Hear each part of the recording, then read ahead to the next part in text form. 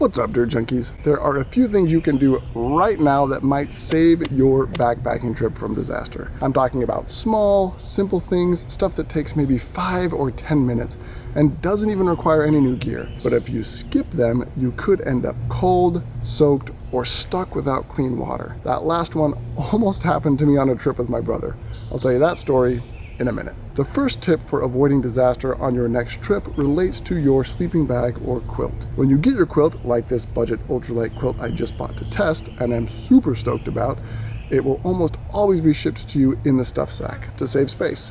Get it out of the stuff sack as soon as you receive it, and never store your bag or quilt in the stuff sack. If you didn't know that, or you just got a little lazy after your last trip and you've just realized your bag or quilt is still in the stuff sack, pause this video, go take it out, lay it out where it has room to expand and won't get wet, and then come back. We'll wait for you. If you haven't been storing your bag or quilt in the stuff sack, well done. Hit the like button below. Hey, welcome back. To those of you who just took your bag or quilts out of your stuff sacks, hit the like button below because you just did your sleep system a huge favor. Why is this important? Because when a quilt or bag stays compressed, like in a stuff sack, for too long, the insulation gets crushed and can lose its ability to loft back up, meaning it won't keep you as warm on your next trip. Not good. So, if you can't store your bag or quilt in a stuff sack, what should you do? Some quilts come with a storage bag, usually just a large cotton or mesh sack, but a lot of quilts, especially in the budget range, don't. Some companies offer it as an add-on when you buy your quilt, but it's usually around 15 bucks, but you can get 3 or 4 for that same price on Amazon.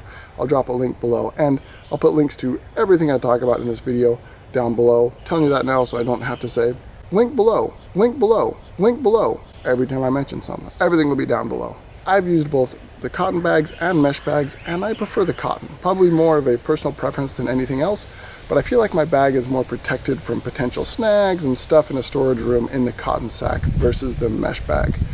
But if you live in a super moist area or you're worried about moisture retention, these mesh bags work awesome as well. A few additional tips before we move to the next disaster avoiding item. If you've laid out your quilt and it still doesn't seem to be lofting up, another thing you can do is put it in the dryer on the no heat setting with some dryer balls or tennis balls. At my house, you never know where tennis balls have been, so I like getting dedicated wool dryer balls to use. Let it run for 20 to 30 minutes and see how it's doing. If the insulation still seems clumpy, give it another 20 minutes, but remember, no heat. If it's still not lofting up after all of that the way you'd like, you might have just had it in the stuff sack for too long. But leave it laying out. Sometimes it just takes a little while, and just test it in colder temperatures before you use it on your next backpacking trip. Next, I quickly found that after putting my quilts all in the exact same bag, it was annoying having to look inside every single bag to try to find the quilt I wanted for my next trip.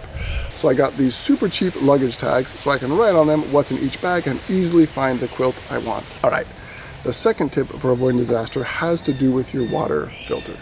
And this lesson came crashing down on me and my brother during a 24-hour adventure race. So, neither of those Sawyers worked. I've used mine before a lot, and I've never had a problem with it. I don't know what the deal is with it, if it just dries out or what. Brandon's is brand new and untested. We filled our water bags, attached the filter, and pushed with everything we had, but 0 water came out. Oh my gosh. We were in the middle of a huge climb on the bikes. It was going to be a super hot and humid day, and we needed water. But we got nothing. My filter had been sitting unused for almost a year, and my brother's was brand new. So this can happen to your filter no matter how long you've had it. Thankfully, my brother packed enough purification tablets as a backup to get us through the race, but it could have been a serious problem. So, the first tip is to always take backup tablets. I prefer the Katadyn ones because they're faster and don't have a chlorine taste, but Aqua tabs are a lot cheaper. I usually take some of both. Use the Aqua tabs if I have time, or the Katadyn ones if I'm in a hurry or I'm feeling impatient. Let's talk about how to unseize your filter, whether it's a Sawyer Squeeze, Katadyn Be-Free, or a Platypus Quick Draw, or any other hollow fiber filter, because they are all very similar and can all seize up the same way. The first thing to do before your next trip is just test your water filter to see how it's flowing. I would do this several days before, even a week before, so you have time to fix it if need be. If it's flowing slowly or not at all, here's how to fix it. And I know this works because I literally just did it to mine yesterday. First, soak it in warm water, not hot, for about 30 to 60 minutes. Mine went about 80 minutes because I got distracted eating lunch. Then backflush it using either the syringe that came with your Sawyer Squeeze. Honestly, I threw that away because it's big and bulky and I hate it. I mention that almost every time I talk about this. Or you can get the Sawyer coupling, which I highly recommend. That's what I use. And if you don't have one, you should really get one. It's the best and lightest way I've found to backflush, especially on trail. Even after this first 80-minute soak, mine was still getting almost nothing through when I tried to backflush it. So I gave it some taps and soaked it some more.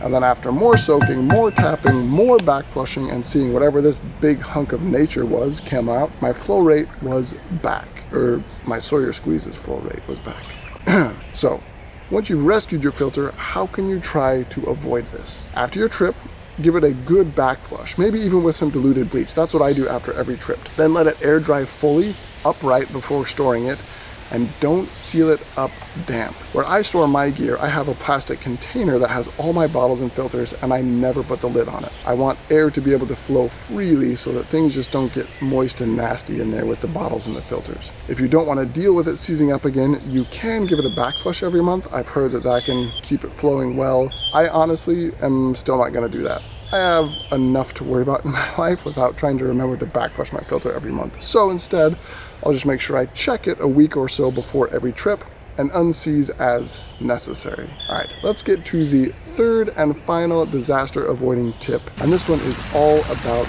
your shelter. If your tent's been in storage for a while, or you haven't had it out since last season, or even if it's still brand new and you haven't used it yet, this is the time to set it up in your yard, your driveway, or whatever space you have to make sure it's waterproof before you take it on trail. The best way to test your tent's waterproofing is in real rain.